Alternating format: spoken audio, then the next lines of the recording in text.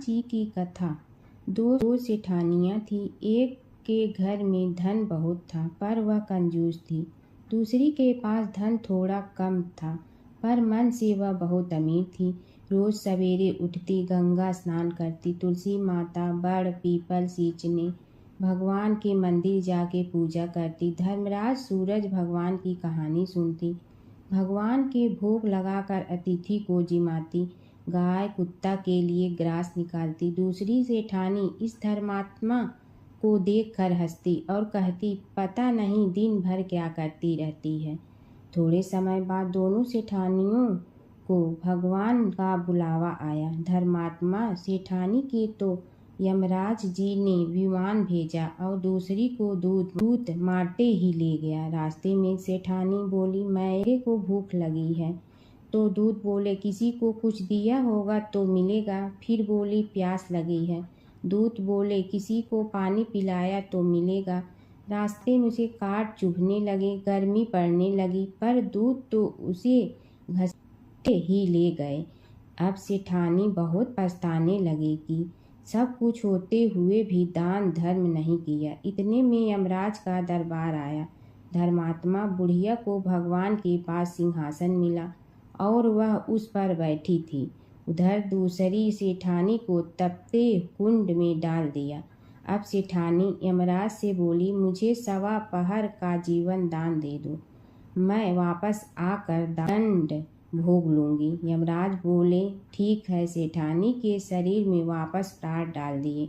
संसार में आते ही पंडितों को बुलाकर सेठानी ने धर्मराज की कथा सुनी, सब तरह से धर्म किया। इतने में समय पूरा हो गया। अब की बार विमान आया। 1.25 पहर के दान धर्म से सेठानी को स्वर्ग मिला। धर्मराज जी की परम भक्त पोपा बाई की कथा। एक गांव में एक पोपा बाई रहती थी। जब वह 5 साल की थी तभी से वह नियम से धर्मराज जी व्रत की कथा सुनती थी और व्रत करती थी। एक दिन उसने अपने भाई व भाभी से कहा कि मैं शादी नहीं करूंगी, अब मैं अपना समय भगवान की पूजा अर्चना में ही बिताना चाहती हूँ। इसलिए मेरी झोपड़ी गांव के बाहर बनवा दो और गांव में सबको कह दो कि वह अपनी गाय व बछड़ों को मेरे यहाँ ही घास भूस चरने को भेज दो और जिसकी भी इच्छा हो, श्रद्धा हो, मुझे खाना भिजवा दो। एक दिन नगर का राजा शिकार खेलने जंगल में आया और गांव के बाहर जंगल के पास बनी झोपड़ी देखकर रुक गया। झोपड़ी के पास जाकर उसने आवाज लगाई कि कौन है, लेकिन भीतर से कोई आवाज न आने पर वह लगातार दरवाजा खटखटाता रहा। तब पोपा बाई उठी और कहने लगी कि कौन हो तुम जो बार बार दरवाजा बजा रहे हो, क्यों आवाज लगा रहे हो? राजा ने कहा कि मैं यहाँ का राजा हूँ और तुम्हारे साथ विवाह करूँगा। पोपा बाई ने कहा कि जहाँ से आए हो वहीं चले जाओ, मैं किसी पराये आदमी का मुँह नहीं देखती हूँ। राजा ने पोपा बाई की एक नहीं सुनी और जबरदस्ती उठा ले गया। तब पोपा बाई ने राजा को श्राप दिया कि तुम्हारा सारा राजपाट नष्ट हो जाएगा। महल में आने पर राजा की रानियों ने सारी बात सुनकर राजा से अनुरोध किया कि पोपा बाई को वहीं वापस छोड़ आओ। राजा जब पोपा बाई को वापस झोपड़ी में छोड़ने जाने लगा तो रास्ते में पाप की नदी आई जिसमें राजा डूब गया। कुछ समय बाद पोपा बाई मृत्यु के बाद धर्मराज जी के यहाँ पहुँची और धर्मराज जी ने उन्हें स्वर्ग का राज दे दिया। एक बार एक सेठ व सेठानी मृत्यु लोक से स्वर्ग लोक आए तो उसके द्वार बंद देखकर वह धर्मराज जी से द्वार खोलने का आग्रह करते हैं। धर्मराज जी कहते हैं, इस द्वार पर पोपा बाई का राज है। इस पर सेठ सेठानी कहते हैं कि हम पोपा बाई को नहीं जानते हैं। धर्मराज जी उन दोनों की बात सुनकर कहते हैं कि तुम दोनों 7 दिन तक मृत्युलोक में रहो। 8 खोपड़ा से राई भरकर 5 कपड़े ऊपर रखकर कहानी सुनकर उद्यापन करना और कहना कि राज है। पोपा बाई लेखा लेगी राई राई का। सारे बोलो गोपा बाई की जय। माता सीता की कथा। यह कहानी सीता माता कहती थी और श्री राम इसे सुना करते थे। एक दिन श्री राम भगवान को किसी काम के लिए बाहर जाना पड़ा, तो सीता माता कहने लगी कि भगवान, मेरा तो 12 वर्ष का नित्य नियम है। अब आप बाहर जाएंगे तो मैं अपनी कहानी किसे सुनाऊंगी। श्री राम ने कहा कि तुम कुएं की पाल पर जाकर बैठ जाना और वहां जो औरतें पानी भरने आएंगी उन्हें अपनी कहानी सुना देना। सीता माता कुएं की पाल पर जाकर बैठ जाती हैं। एक स्त्री आई, उसने रेशम की जड़ी की साड़ी पहन रखी थी और सोने का घड़ा ले रखा था। सीता माता उसे देख कहती हैं कि बहन, मेरा 12 वर्ष का नित्य नेम सुन लो।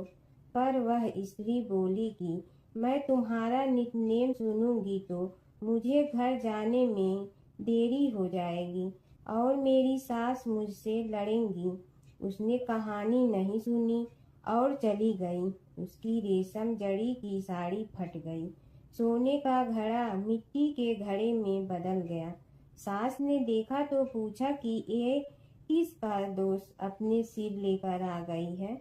बहू ने कहा कि कुएं पर एक औरत बैठी थी, उसने कहानी सुनने के लिए कहा, लेकिन मैंने सुनी नहीं, जिसका यह फल मिला है।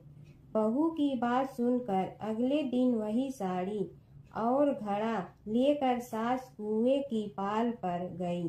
सास को वहीं माता सीता बैठी मिली, तो माता सीता ने कहा कि बहन, मेरी कहानी सुन लीजिए। सास बोली कि एक बार छोड़, मैं तो 4 बार कहानी सुन लूंगी। राम आए लक्ष्मण आए, देश के पुजारी आए, नित नेम का नेम लाए, आओ राम बैठो राम। तपी रसोई जियो राम, माखन मिश्री खाओ राम। दूध बतासा पियो राम, सूत के पलका मोठो राम। साल दुसाला पोठो राम, साल दुसाला ओढ़ो राम। जब बोलो जब राम ही राम, राम संवारे सबके काम। खाली घर भंडार भरेंगे, सबका बेड़ा पार करेंगे।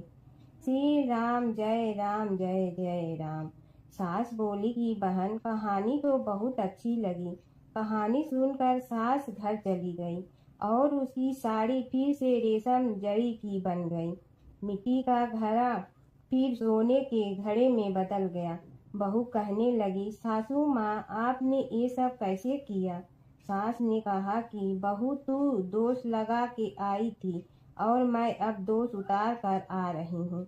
बहू ने फिर पूछा कि वह कुएं वाली स्त्री कौन है।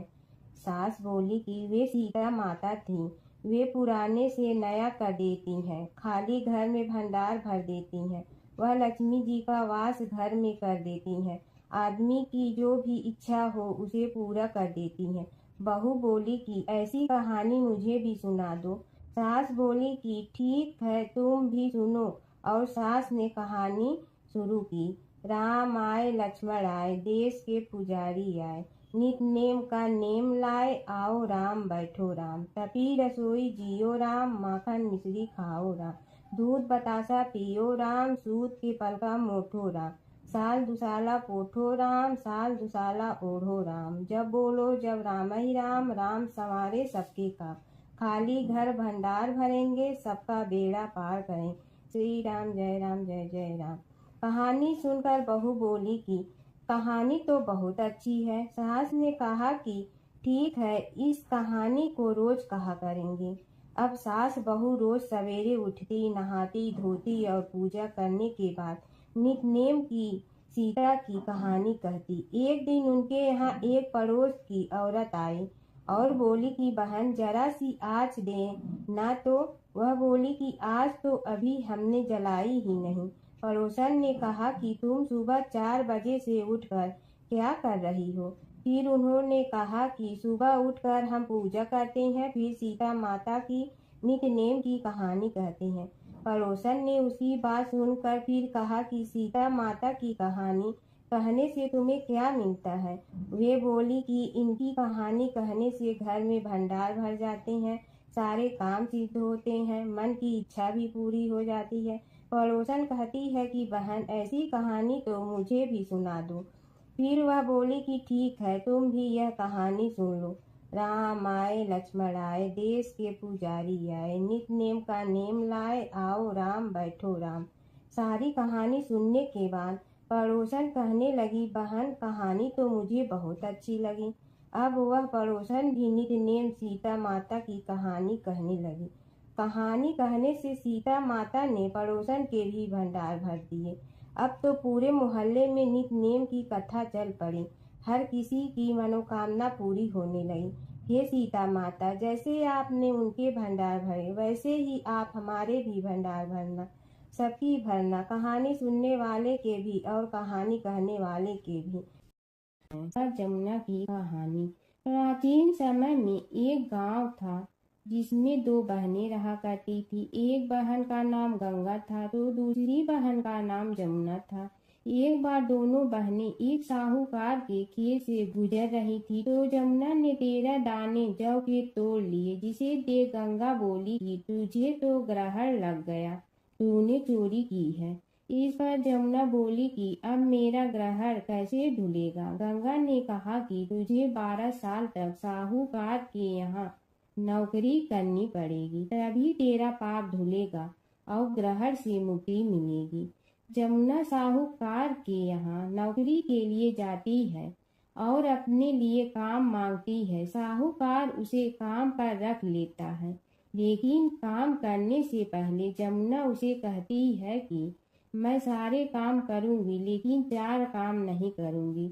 जूठे बर्तन नहीं मांजूंगी, झाड़ू नहीं लगाऊंगी, बिस्तर नहीं बिछाऊंगी और दिया नहीं जलाऊंगी। 12 साल के बाद कुंभ का मेला लगा तो साहूकारनी भी कुंभ नहाने जाने लगी। जमुना ने उसे जाते देख कहा कि कुंभ के मेले में मेरी बहन गंगा मिलेगी तो उसे यह सोने का टक्का दे देना, इससे वह अपने हाथों में सुंदर चूड़ियां पहन लेगी। साहूकारनी ने कुंभ के मेले में गंगा को वह सोने का टका दे दिया।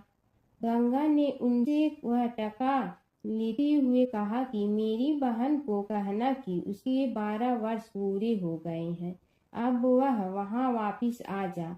साहूकार व साहूकारनी वापिस घर आए तब जमुना मटके में पानी भर रही थी। दोनों जमुना से बोले कि हमने सोने का वह टका तेरी बहन गंगा को दे दिया था और उसने कहा है कि तेरे 12 वर्ष पूरे हो गए हैं, इसलिए अब तुम वापिस जाओ। यह समाचार सुनते ही जमुना सहस्त्र धारा में बदल गई और बहने लगी। जमुना जी का यह रूप देखकर साहूकार और साहूकारनी परेशान हो गई थी। हमारे घर में जमुना माता ने काम किया, हमें तो अब ग्रहण लग गया है, हम यह ग्रहण कैसे उतारेंगे। जमुना भागकर गंगा माता के पास चली गई। गंगा ने जमुना से पूछा कि तुम साहूकारनी से कुछ कहकर आई हो या ऐसे ही बिना बताए आ गई। तब जमुना बोली कि मैं तो कुछ भी बताकर नहीं आई हूँ। गंगा ने कहा कि जा उन्हें धीरज दे आ, नहीं तो उन्हें जीवन भर असंतोष ही रहेगा। गंगा के कहने पर जमुना माता ने साहूकारनी को सपने में दर्शन दिए और कहा कि तुम दोनों उल्टे माथे क्यों पड़े हो, जाओ उठकर खाओ पियो। तब दोनों बोले कि हम कैसे उठें, हमें तो ग्रहण लगा है, क्योंकि हमने उल्टे सीधे और पता नहीं कितने नीच कार्य आपसे कराए हैं। तब जमुना जी बोली कि तुम्हें ग्रहण नहीं लगा है, ग्रहण तो मुझे लगा था कि मैंने तुम्हारे खेत से 13 दाने जौ के चुराए थे। मैं तो अपना ग्रहण उतारने तुम्हारे घर आई थी। मेरा ग्रहण तुम्हारे घर में 12 वर्ष तक रहने से उतर गया है और मेरी मुक्ति हो गई है। जमुना जी ने कहा कि तुम्हें कोई ग्रहण नहीं लगा है, उल्टे मेरे 12 वर्ष तक यहाँ रहने से तुम्हारी भी मुक्ति हो गई है। यह कहकर जमुना जी स्वप्न से चली गई। दोनों उठकर देखते हैं कि उनके घर में पहले से भी अधिक धन हो गया है। हे यमुना माता, जैसे आपने साहूकार व साहूकारनी की मुक्ति कराई, वैसे ही आप अपने सभी भक्तों की करना। नगर बसेरे की कहानी। किसी गांव में एक भाट व एक जाट रहता था। दोनों में घनिष्ठ मित्रता थी। एक बार जाट अपनी बहन के घर जाने को तैयार हुआ तो भाट अपनी ससुराल जाने को तैयार हुआ। दोनों साथ चल पड़े तो रास्ते में रुककर एक कुएं की मुंडेर पर बैठ गए। जाट ने भाट से कहा कि नगर बसेरा कर लेते हैं। इस पर भाट बोला कि तू ही नगर बसेरा कर ले, मैं तो अपनी ससुराल जा रहा हूँ, वहाँ खूब खातिर होगी मेरी, तू कर ले नगर बसेरा। जाट वहीं कुएं के पास बैठ पानी की घंटी और चावल का दाना लेकर नगर बसेरा करने लगा। नगर बसेरा करने के साथ जाट कहने लगा कि नगर बसेरा जो करे सो मल धोवे पाँव, ताता माड़ा तापसी देगी मेरी माँ। माँ देगी मावशी तेगी द्वारका का वास, मीठा मीठा घास वृंदावन का वास। पाँच कुल्थी छठी रास, मेरी जीवड़ो श्री कृष्ण के पास। डालू पानी हो जाए घी, झट से निकल जाए मेरा जी। यह सब कर कर के वह जाट बहन के पास चल पड़ा। जाट की बहन ने भाई के आने पर उसकी खातिर की। खी बूरा के साथ भाई को जिमाया। दोनों ने बैठकर ढेर सारी बातें की। इधर भाट अपने ससुराल पहुंचा तो वहां आग लगी हुई थी। आग बुझाने वह भी लग गया, जिसमें हाथ मुंह भी काले हो गए और खुद भी थोड़ा सुलझ गया। ना रोटी ना पानी के लिए ही किसी ने पूछा। एक पड़ोसन आई तो उसने भाट की सास को कहा कि जमाई आया है, जरा उस आओ भगत कर लो। बुढ़िया बोली कि सब कुछ तो जल गया है, अब कहाँ से आओ भगत करूं। तब पड़ोसन ने ही भाट को एक रोटी के साथ छाछ दी। उसने वही खाकर गुजारा किया। शाम को दोनों फिर घर की ओर चल पड़े और रास्ते में मिल गए और एक दूसरे का हाल पूछा। भाट बोला कि मेरी ससुराल में तो आग लगी हुई थी, आग बुझाते मैं खुद काला हो गया हूँ, ना रोटी मिली ना पानी। जाट बोला कि मेरी तो बहुत खातिर हुई। फिर बोला कि मैंने कहा था ना कि नगर बसेरा कर ले, अब कर ले, लेकिन भाट ने फिर मना कर दिया। कहने लगा कि चाहे रोटी दे या न दे, तेरी तो माँ है, दही चूरमा का पेड़ा धरा पाएगा। भाट ने फिर नगर बसेरा नहीं किया। जाट ने कर लिया। नगर बसेरा जो करे सो मल धोए पाँव, ताता माड़ा तापसी देगी मेरी माँ। माँ देगी मावशी देगी द्वारका का वास, मीठा मीठा घास वृंदावन का वास। पाँच कुल्थी छठी रास, मेरा जीवड़ो श्री कृष्ण के पास। डालू पानी हो जाए घी, झट से निकल जाए मेरा जी। करके वह चल पड़ा। घर पहुँचते ही जाट की मावशी ने बहुत लाड प्यार किया। उधर भाट घर गया तो उसकी भैंस खो गई थी। बाप एक लाठी रखे तो दूसरी उठाए और कहने लगा कि ससुराल गया तो आग लगा दी, अब यहाँ आया तो भैंस खो दी। बाप ने कहा कि पहले भैंस लेकर आ, तभी रोटी पानी मिलेगा। सारा दिन भाट भैंस ढूंढता रहा, लेकिन उसे भैंस नहीं मिली। जाट और भाट की मुलाकात फिर से बाजार में हो गई। जाट ने भाट के हाल चाल पूछे तो भाट बोला कि आते ही भैंस खो गई, बस उसी दिन से भैंस ढूंढ रहा हूँ। रोटियां का तो पूछो ही मत। जाट ने कहा कि मैंने तो पहले ही कहा था कि नगर बसेरा कर ले। जाट की बात सुनकर भाट बोला कि तेरे नगर बसेरे में इतनी ताकत है तो चल अब कर लेते हैं। दोनों ने बैठकर नगर बसेरा किया। नगर बसेरा जो करे सो मल धोवे पाँव, ताता माड़ा तापसी देगी मेरी माँ। माँ देगी मावशी देगी द्वारका का वास, मीठा मीठा घास वन का वास, 5 कुल की छठी रास, मेरा जीवड़ो श्री कृष्ण के पास। डालू पानी हो जाए घी, झट से निकल जाए मेरा जी। दोनों के नगर बसेरा करने पर भाट जैसे ही आगे बढ़ा तो उसकी खोई भैंस मिल गई, जिसे लेकर घर पहुंचा। घर पहुंचते ही माँ ने कहा कि लड़के को आते ही घर से निकाल दिया, सारे दिन से ये भूखा प्यासा भटक रहा है। यह कहकर उसकी माँ ने उसको खूब खिलाया पिलाया। इस घटना के बाद सारे नगर में ढिंढोरा पिटवा गया कि तब कोई अपने पीहर या सास से आते जाते नगर बसेरा करें। जैसे भाट को नगर बसेरा करने का फल मिला, वैसे ही हर किसी को मिले।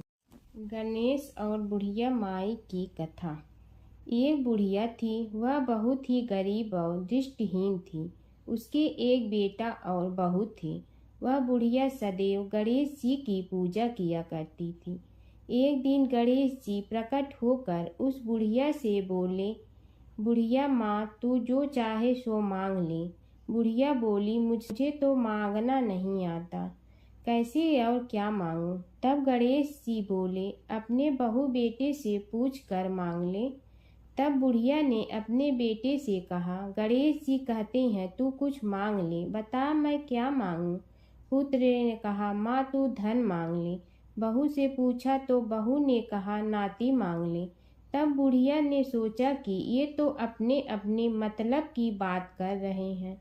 अतः उस बुढ़िया ने पड़ोसन से पूछा तो उन्होंने कहा, बुढ़िया तू तो थोड़े दिन जियोगी, क्यों तू धन मांगो और क्यों नाती मांगे? तू तो अपनी आँखों की रोशनी मांग ले, जिससे तेरी जिंदगी आराम से कट जाए। इस पर बुढ़िया बोली, यदि आप प्रसन्न है तो मुझे 9 करोड़ की माया दे, निरोगी काया दे, अमर सुहाग दे, आँखों की रोशनी दे, नाती दे, पोता दे और सब परिवार को सुख दे और अंत में मोक्ष दे।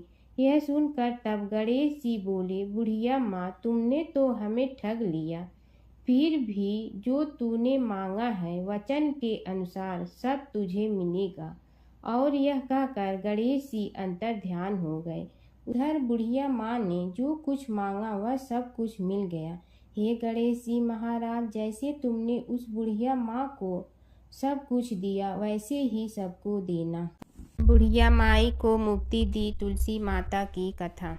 एक बुढ़िया माई तुलसी जी को सींचती और कहती कि हे तुलसी माता, सत की दाता, मैं तेरा बिडला सींचती हूँ, मुझे बहू दे, पीताम्बर की धोती दे, मीठा मीठा घास दे, बैकुंठा में वास दे, चटक की चाल दे, पटक की मोत दे, चंदन का काठ दे, रानी सा राज दे, दाल भात का भोजन दे, 11 की मौत दे, कृष्ण जी का कंधा दे।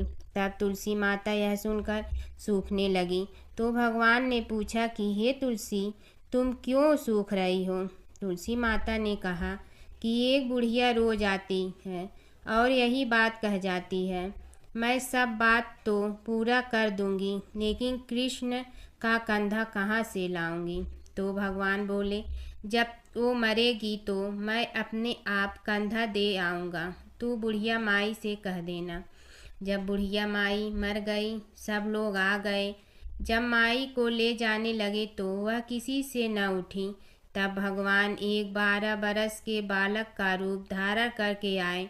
बालक ने कहा, मैं कान में एक बात कहूँगा तो बुढ़िया माई उठ जाएगी। बालक ने कान में कहा, बुढ़िया माई मन की निकाल ले, पीताम्बर की धोती ले, मीठा मीठा घास ले, बैकुंठा का वास ले, चटक की चाल ले, पटक की मोत ले, कृष्ण जी का कंधा ले। यह सुनकर बुढ़िया माई हल्की हो गई। भगवान ने कंधा दिया और बुढ़िया माई को मुक्ति मिल गई। हे तुलसी माता, जैसे बुढ़िया माई को मुक्ति दी वैसे सबको देना। एक समय की बात है कि विष्णु भगवान का विवाह लक्ष्मी जी के साथ निश्चित हो गया। विवाह की तैयारी होने लगी। सभी देवताओं को निमंत्रण भेजे गए, परंतु गणेश जी को निमंत्रण नहीं दिया। कारण जो भी रहा हो, अब भगवान विष्णु की बारात जाने का समय आ गया। सभी देवता अपनी पत्नियों के साथ विवाह समारोह में आए। उन सब ने देखा कि गणेश जी कहीं दिखाई नहीं दे रहे हैं। तब वे आपस में चर्चा करने लगे कि क्या गणेश जी को कोई न्योता नहीं दिया है या स्वयं गणेश जी ही नहीं आए हैं। सभी को इस बात पर आश्चर्य होने लगा। तभी सबने विचार किया कि विष्णु भगवान से ही इसका कारण पूछा जाए। विष्णु भगवान से पूछने पर उन्होंने कहा कि हमने गणेश जी के पिता भोलेनाथ महादेव को न्योता भेजा है। यदि गणेश जी अपने पिता के साथ आना चाहते हैं तो आ जाते, अलग से न्योता देने की कोई आवश्यकता भी नहीं थी। दूसरी बात यह है कि उनको 1.25 मन मूंग, 1.25 मन चावल, 1.25 मन घी और 1.25 मन लड्डू का भोजन दिन भर में चाहिए। यदि गणेश जी नहीं आएंगे तो कोई बात नहीं, दूसरे के घर जाकर इतना सारा खाना पीना अच्छा भी नहीं लगता।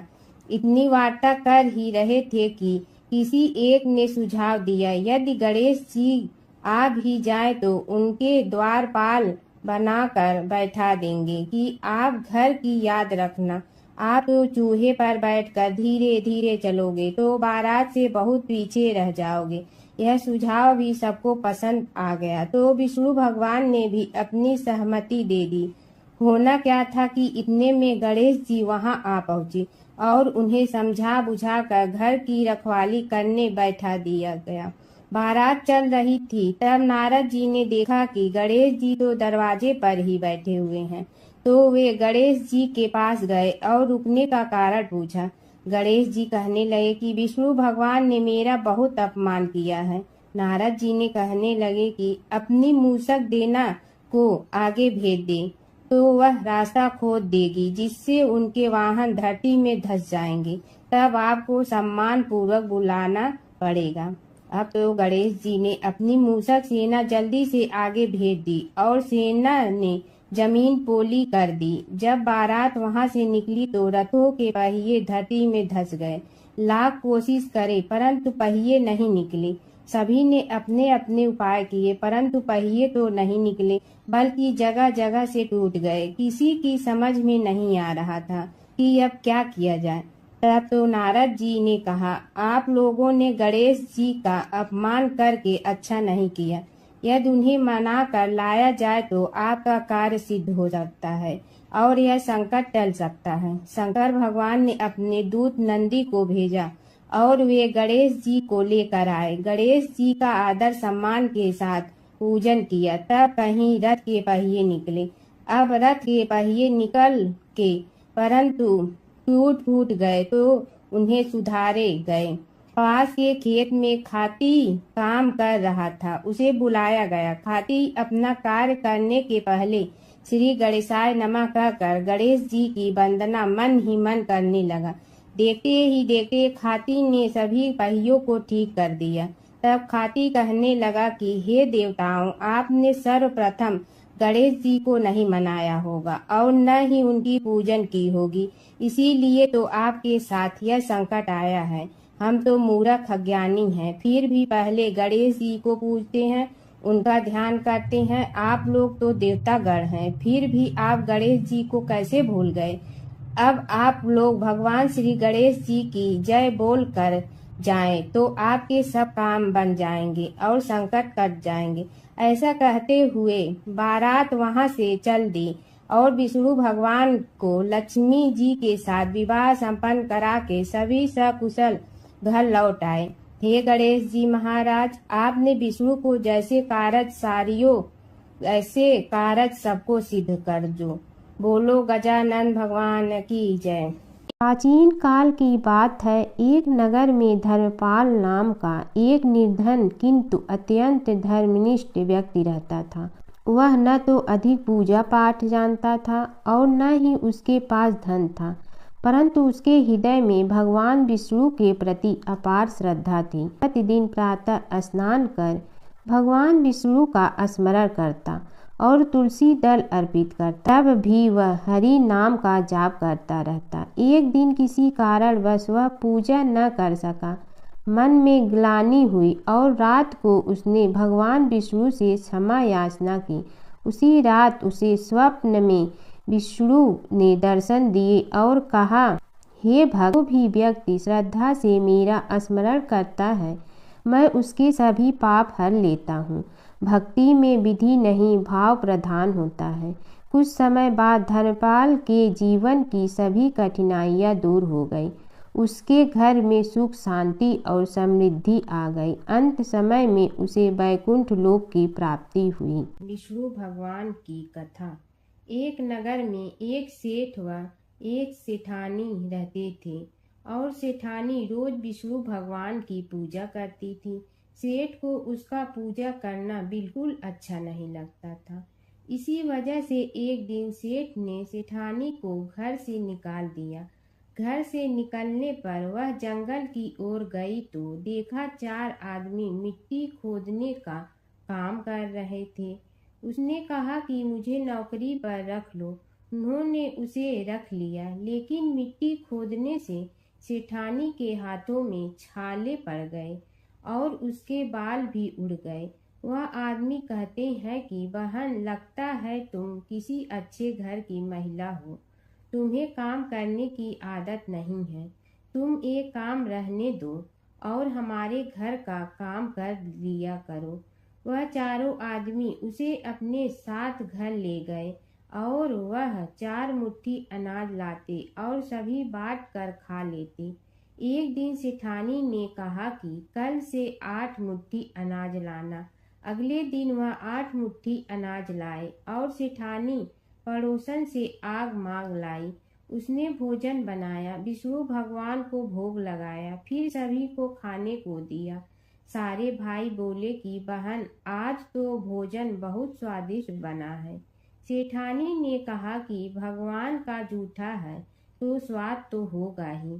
सेठानी के जाने के बाद सेठ भूखा रहने लगा और आस पड़ोस के सारे लोग कहने लगे कि ये तो सेठानी के भाग्य से खाता था। एक दिन सेठ अपनी सेठानी को ढूंढने चल पड़ा। उसने ढूंढते हुए वह भी उस जंगल में पहुंच गया जहां वह चारों आदमी मिट्टी खोद रहे थे। सेठ ने उन्हें देखा तो कहा कि भाई, मुझे भी काम पर रख लो। उन आदमियों ने उसे काम पर रख लिया, लेकिन मिट्टी खोदने से उसके भी हाथों में छाले पड़ गए और बाल उड़ने लगे। उसकी यह हालत देख चारों बोले कि तुम्हें काम की आदत नहीं है, तुम हमारे साथ चलो और हमारे घर में रह लो।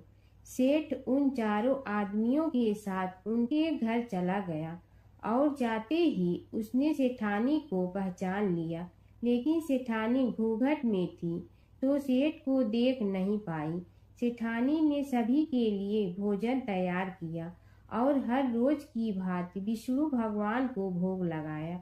उसने उन चारों भाइयों को भोजन परोस दिया, लेकिन जैसे ही वह सेठ को भोजन देने लगी तो विष्णु भगवान ने उसका हाथ पकड़ लिया। भाई बोले कि बहन, ये तुम क्या कर रही हो? वह बोली, मैं कुछ नहीं कर रही हूँ, मेरा हाथ तो विष्णु भगवान ने पकड़ लिया है। भाई बोले, हमें भी विष्णु भगवान के दर्शन कराओ। उसने भगवान से प्रार्थना की तो विष्णु जी प्रकट हो गए। सभी ने दर्शन किए। सेठ ने सेठानी से क्षमा मांगी और सेठानी को साथ चलने को कहा। भाइयों ने अपनी बहन को बहुत सा धन देकर विदा किया। जब सेठानी के साथ सेठ भी भगवान विष्णु की पूजा करने लगा और उनके परिणाम से उनका घर अन्न धन से भर गया। प्राचीन काल की बात है। नैमिषारण्य क्षेत्र में ऋषि, महर्षि और साधु संतों का समाज जुड़ा था। उसमें श्री सूत जी भी विद्यमान थे। शौनक जी ने उनकी सेवा में उपस्थित होकर निवेदन किया कि हे अज्ञान रूप घोर तिमिर को नष्ट करने में करोड़ों सूर्यों के समान प्रकाशमान श्री सूत जी, हमारे कानों के लिए अमृत के समान जीवन प्रदान करने वाले कथा तत्व का वर्णन कीजिए। हे सूत जी, हमारे हृदयों में ज्ञान के प्रकाश की वृद्धि तथा भक्ति, वैराग्य और विवेक की उत्पत्ति जिस कथा से हो सकती हो, वह हमारे प्रति कहने की कृपा कीजिए। शौनक जी की जिज्ञासा से सूत जी बड़े प्रसन्न हुए। पुरातन इतिहासों के स्मरण से उनका शरीर पुलकायमान हो रहा था। वे कुछ देर उसी स्थिति में विराजमान रहकर कुछ विचार करते रहे और अंत में बोले, शौनक जी, इस विषय में आपके चित्त में बड़ी जिज्ञासा है। आप धन्य हैं जो सदैव ज्ञान की प्राप्ति में तत्पर रहते हुए विभिन्न पुराण कथाओं की जिज्ञासा रखते हैं। आज मैं आपको ज्ञान के परम स्रोत रूप श्री गणेश जी का जन्म कर्म रूप चरित्र सुनाऊंगा। गणेश जी से ही सभी ज्ञानों सभी विद्याओं का उद्भव हुआ है। अब आप सावधान चित्त से विराजमान हो।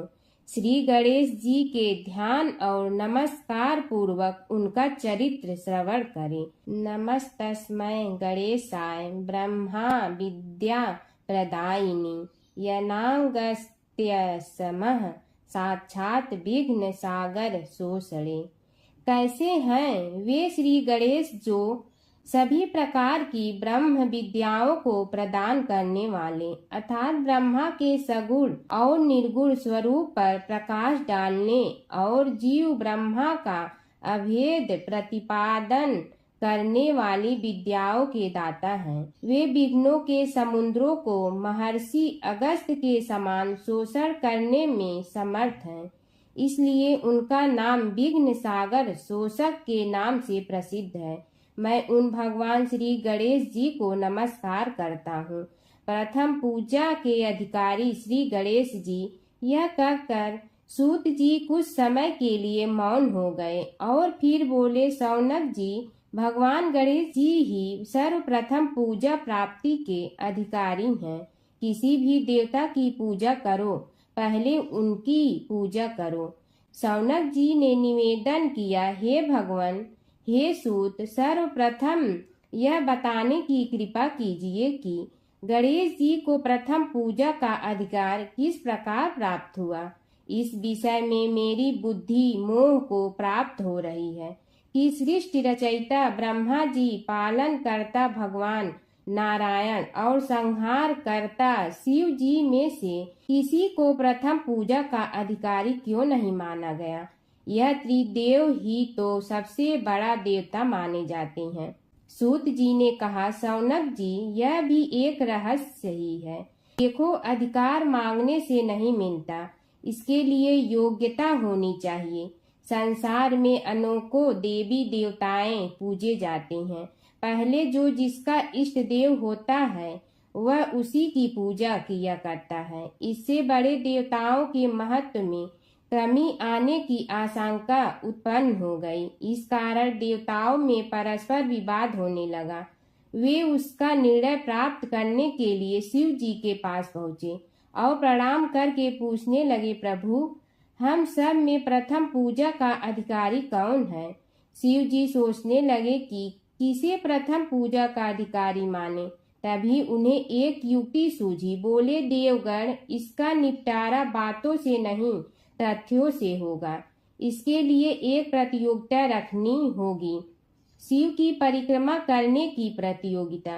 देवगण उनका मुख देखने लगे, शंकित हृदय से सोचने लगे कि कैसी प्रतियोगिता रहेगी। यह शिव जी ने उनके मन के भाव ताड़ लिए, इसलिए सांत्वना भरे शब्दों में बोले, घबराओ मत, कोई कठिन परीक्षा नहीं ली जाएगी।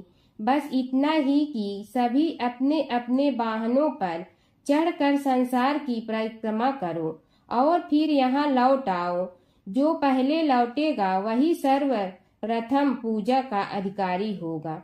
अब क्या देर थी, सभी अपने अपने वाहन पर चढ़कर दौड़ पड़े।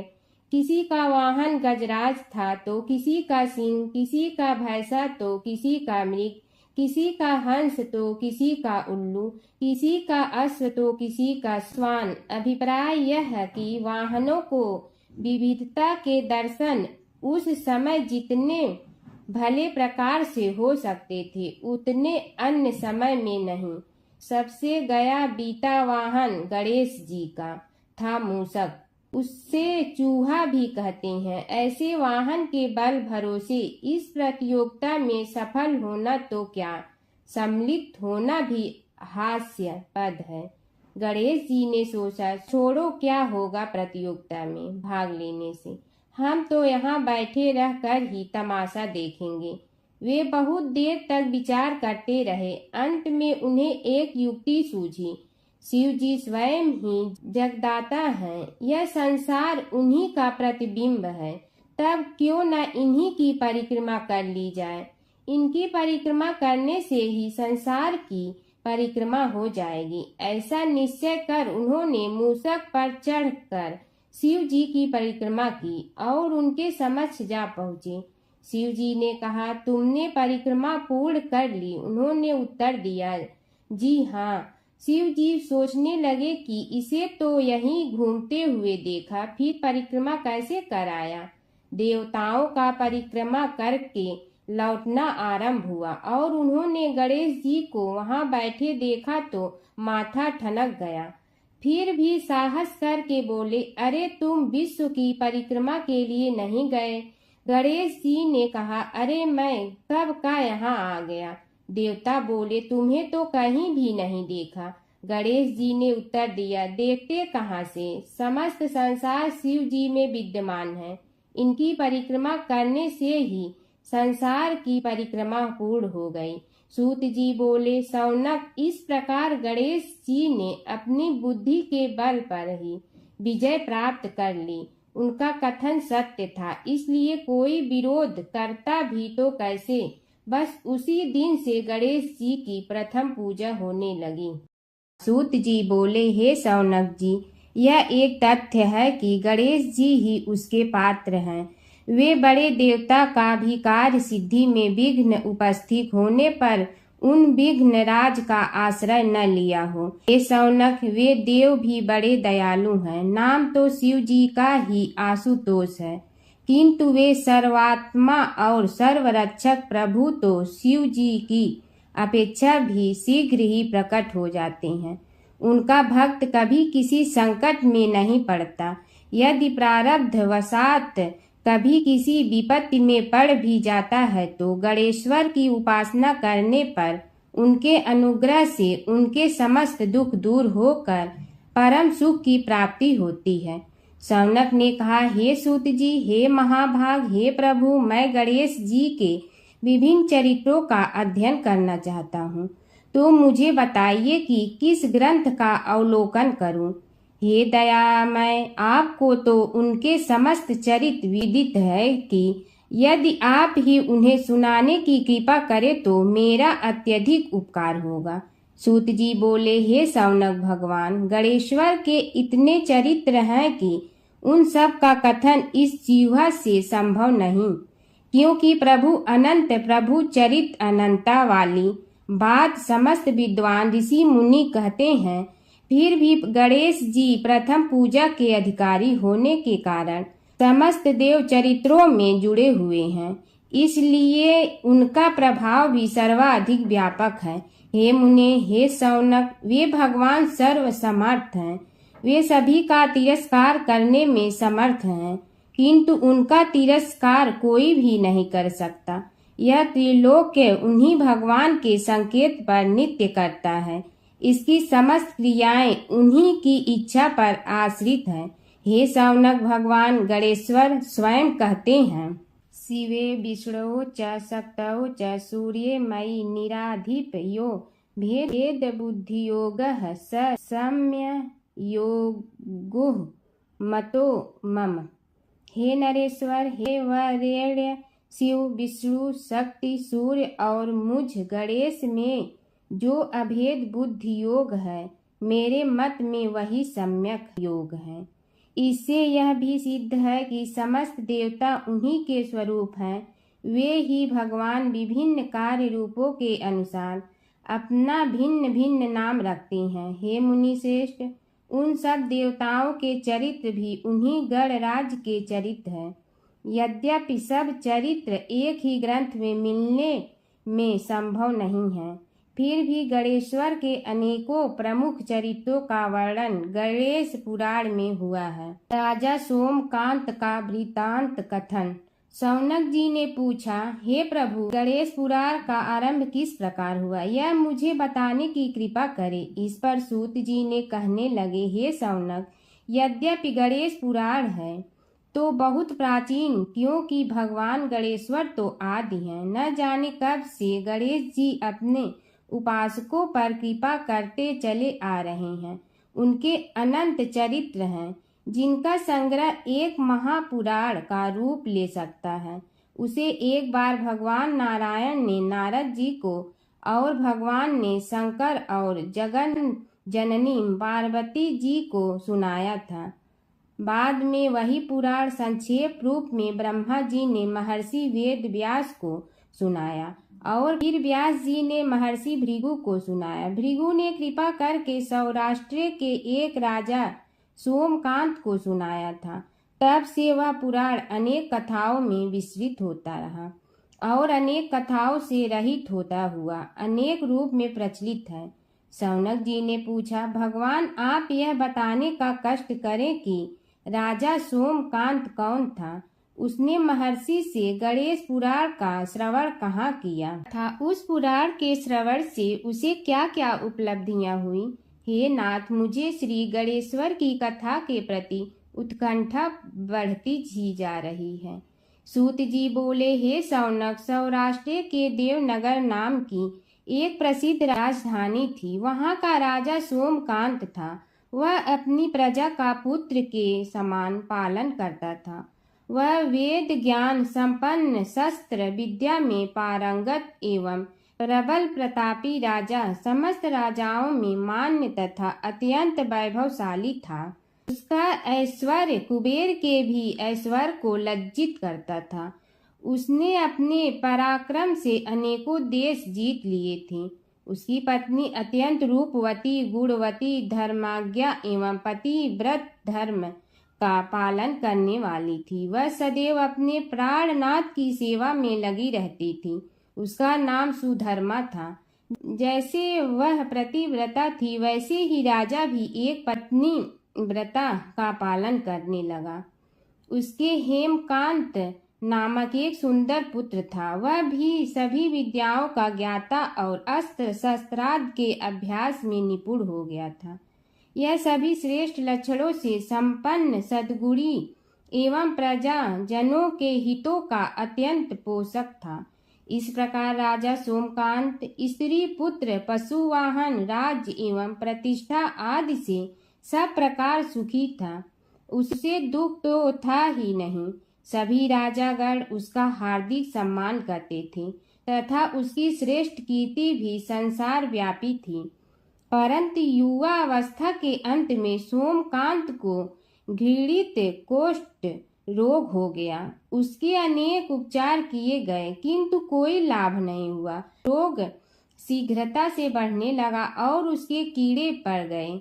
जब रोग की अधिक वृद्धि होने लगी और उसका कोई उपाय न हो सका, तो राजा ने मंत्रियों को बुलाकर कहा, सुव्रतो, जाने किस कारण यह रोग मुझे पीड़ित कर रहा है।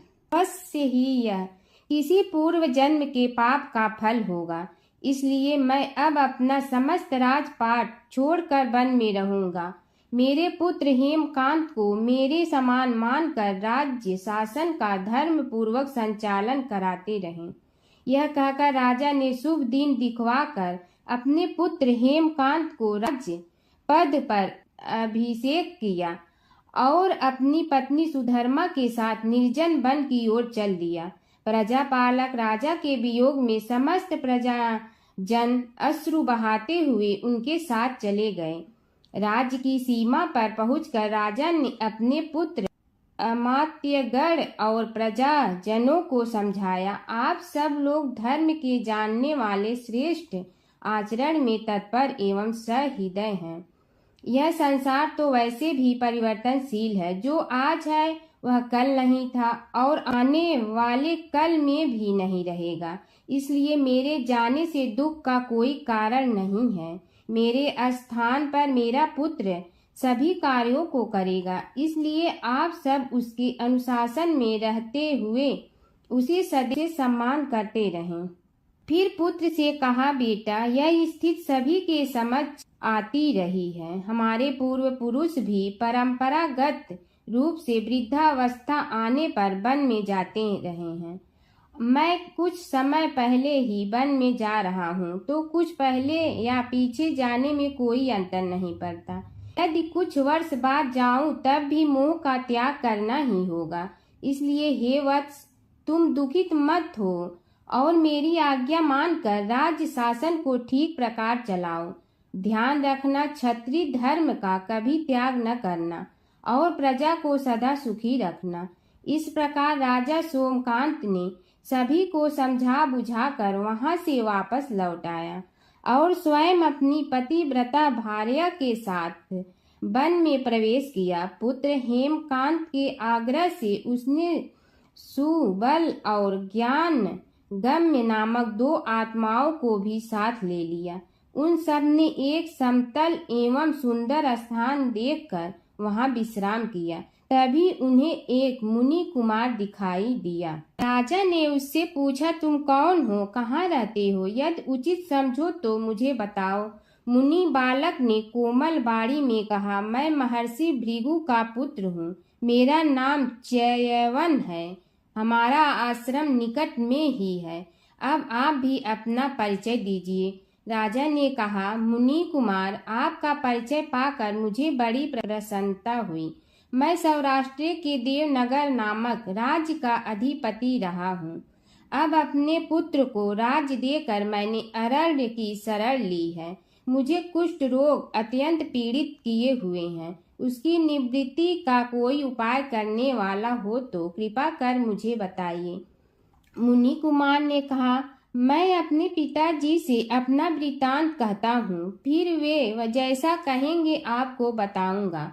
यह कहकर मुनि बालक चला गया और कुछ देर में ही आकर बोला, राजन, मैंने आपका वृतांत अपने पिताजी को बताया। उनकी आज्ञा हुई है कि आप सब मेरे साथ आश्रम में चलकर उनसे भेंट करें, तभी आपके रोग के विषय में भी विचार किया जाएगा।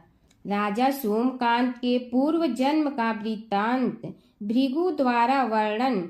राजा अपनी पत्नी और अमात्यों के सहित च्यवन के साथ साथ भृगु आश्रम में जा पहुंचा और उन्हें प्रणाम कर बोला, हे भगवान, हे महर्षि, मैं आपकी शरण हूँ।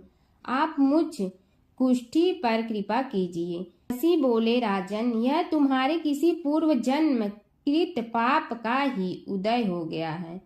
इसका उपाय मैं विचार करके बताऊंगा। आज तो तुम सब स्नान आदि से निवृत्त होकर रात्रि विश्राम करो। महर्षि की आज्ञा अनुसार सबने स्नान भोजन आदि के उपरांत रात्रि व्यतीत की और प्रातः काल स्नान आदि नित्य कर्मों से निवृत्त होकर महर्षि की सेवा में उपस्थित हुए। महर्षि ने कहा, राजन, मैंने तुम्हारे पूर्व जन्म का वृतांत जान लिया हूँ और यह भी विदित कर लिया है कि किस पाप के फल से तुम्हें इस रोग की प्राप्ति हुई है। यदि तुम चाहो तो उसे सुना दूं। राजा ने हाथ जोड़कर निवेदन किया, बड़ी कृपा होगी मुनिनाथ, मैं उसे सुनने के लिए उत्कंठित हूँ। महर्षि ने कहा, तुम पूर्व जन्म में एक धनवान वैश्य के लाडले पुत्र थे। वह वैश्य विंध्याचल के निकट कौलहार नामक ग्राम में निवास करता था। उसकी पत्नी का नाम सुलोचना था। तुम उसी वैश्य दंपत के पुत्र हुए। तुम्हारा नाम कामद था। तुम्हारा लालन पालन बड़े लाड चाव से हुआ। उन्होंने तुम्हारा विवाह एक अत्यंत सुंदरी वैश्य कन्या से कर दिया था, जिसका नाम कुटुम्बिनी था। यद्यप तुम्हारी भार्या सुशीला थी और तुम्हें सदैव धर्म में निरत देखना चाहती थी, किंतु तुम्हारा स्वभाव वासनांध होने के कारण दिन प्रतिदिन उज्जवल होता जा रहा था। किंतु माता पिता भी धार्मिक थे, इसलिए उनके सामने तुम्हारी उज्ज्वलता दबी रही। परंतु माता पिता की मृत्यु के बाद तुम निरंकुश हो गए और अपनी पत्नी की बात भी नहीं मानते थे। तुम्हें अनाचार में प्रवृत्त देखकर उसे दुख होता था। तो भी उसका कुछ बस न चलता था। तुम्हारी उन्मत्तता चरम सीमा पर थी। अपनों से भी द्वेष और क्रूरता का व्यवहार किया करते थे, हत्या आदि कराते थे। तुम्हारे लिए सामान्य बात हो गई। पीड़ित व्यक्तियों ने तुम्हारे विरुद्ध राजा से पुकार की, अभियोग चला और तुम्हें राज्य की सीमा से भी बाहर चले जाने का आदेश हुआ। तब तुम घर छोड़कर किसी निर्जन वन में रहने लगे। उस समय तुम्हारा कार्य लोगों को लूटना और हत्या करना ही रह गया। एक दिन माध्याह्न काल था। गुणवर्धक नामक एक विद्वान ब्राह्मण उधर से निकला। बेचारा अपनी पत्नी को लिवाने के लिए ससुराल जा रहा था। तुमने उस ब्राह्मण युवक को पकड़कर लूट लिया।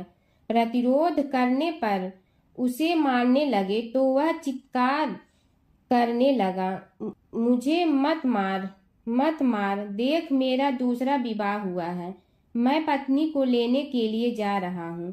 किंतु तुम तो क्रोधवश में ऐसे लीन हो रहे थे कि तुमने उसकी बात सुनकर भी नहीं सुनी।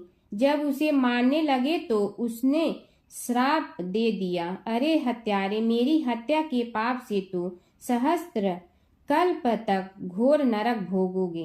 तुमने उसकी कोई चिंता न की और सिर काट लिया। राजन, तुमने ऐसी ऐसी एक नहीं बल्कि अनेक निरीह हत्याएं की थी, जिनकी गणना करना भी पाप है।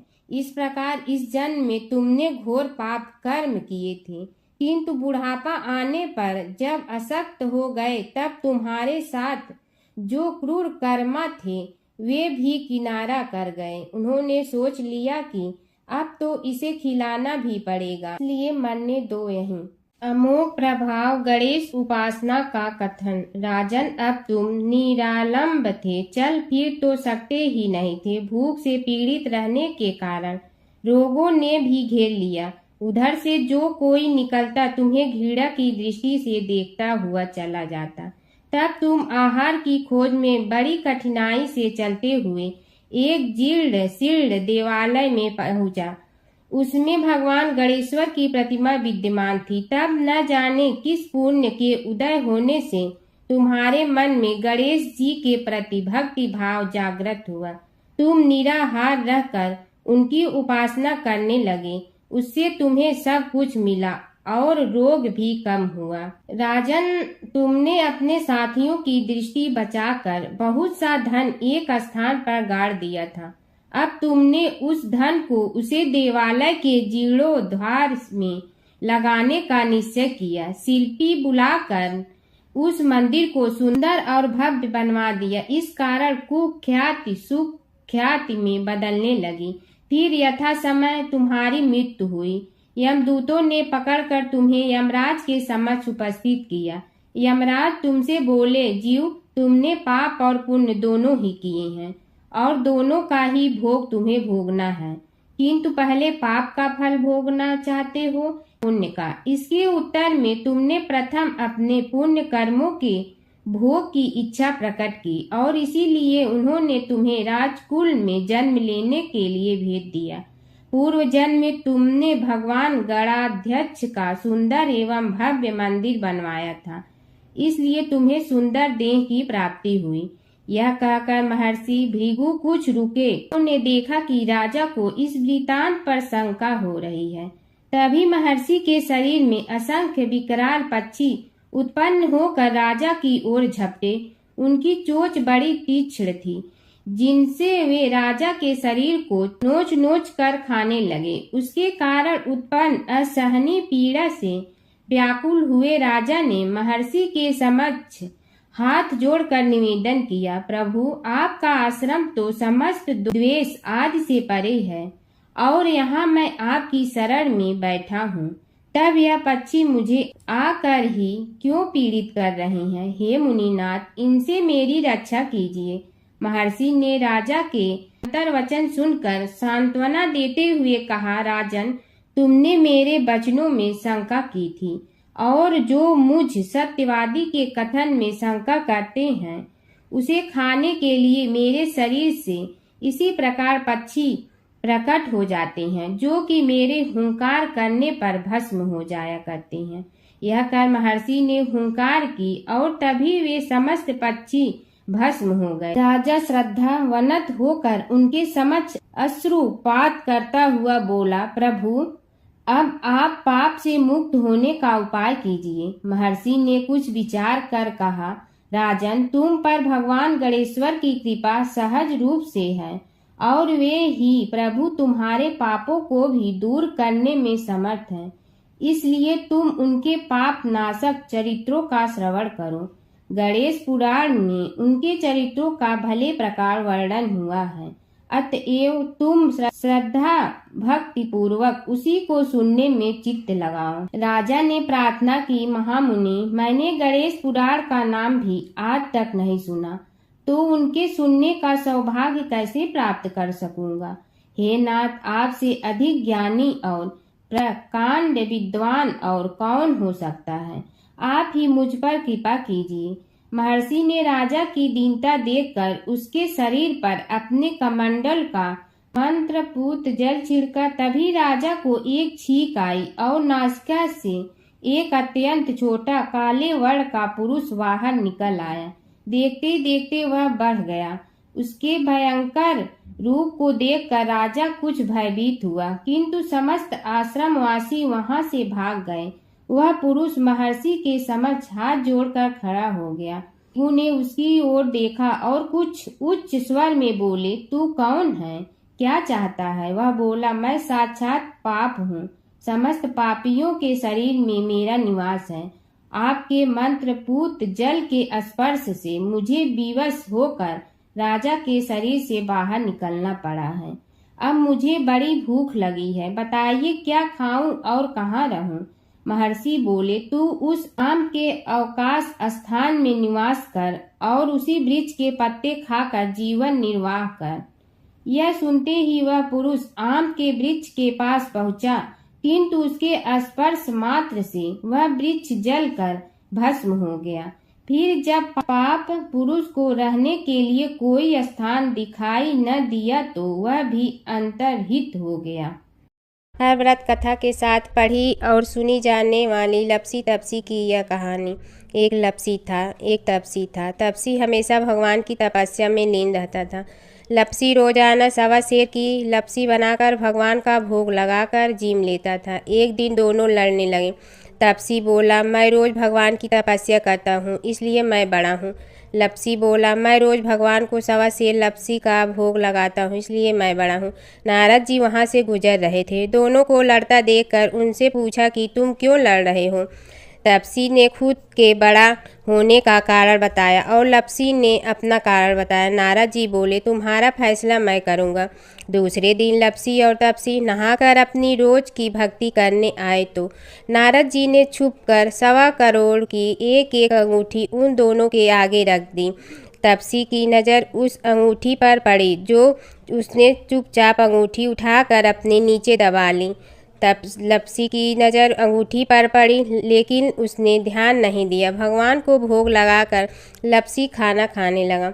नारद जी सामने आए तो दोनों ने पूछा कि कौन बड़ा, तो नारद जी ने तपसी से खड़ा होने को कहा। वो खड़ा हुआ तो उसने नीचे दबी अंगूठी दिखाई पड़ी। नारद जी ने लपसी से कहा, तपस्या करने के बाद भी तुम्हारी चोरी करने की आदत नहीं गई, इसलिए लपसी बड़ा है और तुम्हें तुम्हारी तपस्या का कोई फल भी नहीं मिलेगा। तपसी शर्मिंदा होकर माफ़ी मांगने लगा। उसने नारद जी से पूछा, मुझे मेरी तपस्या का फल कैसे मिलेगा। नारद जी ने कहा, यदि कोई गाय और कुत्ते की रोटी नहीं बनाएगा तो फल तुम्हें मिलेगा। यदि कोई ब्राह्मण को भोजन करवा कर दक्षिणा नहीं देगा तो फल तुम्हें मिलेगा। यदि कोई साड़ी के साथ ब्लाउज नहीं देगा तो फल तुझे मिलेगा। यदि कोई दिए से दिया जलाएगा तो फल तुम्हें मिलेगा। यदि कोई सारी कहानी सुने लेकिन तुम्हारी कहानी नहीं सुने तो फल तुझे मिलेगा। उसी दिन से हर व्रत कथा कहानी के साथ लपसी तपसी की कहानी भी सुनी और कही जाती है। ओम जय जगदीश हरे स्वामी जय जगदीश हरे। भक्त जनों के संकट क्षण में दूर करे। ओम जय जगदीश हरे। जो ध्यावे फल पावे दुख बिन दे मन का। सुख संपत्ति घर आवे कष्ट मिटे तन का। ओम जय जगदीश हरे। मात पिता तुम मेरे शरण कहूँ किसकी। तुम विनय और न दूजा आस करूँ जिसकी। ओम जय जगदीश हरे। तुम पूर्ण परमात्मा तुम अंतर्यामी। पार ब्रह्म परमेश्वर तुम सबके स्वामी। ओम जय जगदीश हरे। तुम बिंदा के सागर तुम पालन करता। मैं मूर्ख कल काम कृपा करो भरता। ओम जय जगदीश हरे। तुम हो ये कय गोचर सबके प्राणपति। किस विधि मिलूं दया में तुमको मैं कुमति। ओम जय जगदीश हरे। दीन बंधु दुख हरता तुम रक्षक मेरे। अपने हाथ उठाओ द्वार पड़ा तेरे। ओम जय जगदीश हरे। विषय विकार मिटा पाप हरो देवा। श्रद्धा भक्ति बढ़ाओ संतन की सेवा। ओम जय जगदीश हरे। तन मन धन सब तेरा स्वामी सब कुछ है तेरा। तेरा तुझको अर्पण क्या लागे मेरा। ओम जय जगदीश हरे। जय जगदीश हरे स्वामी जय जगदीश हरे।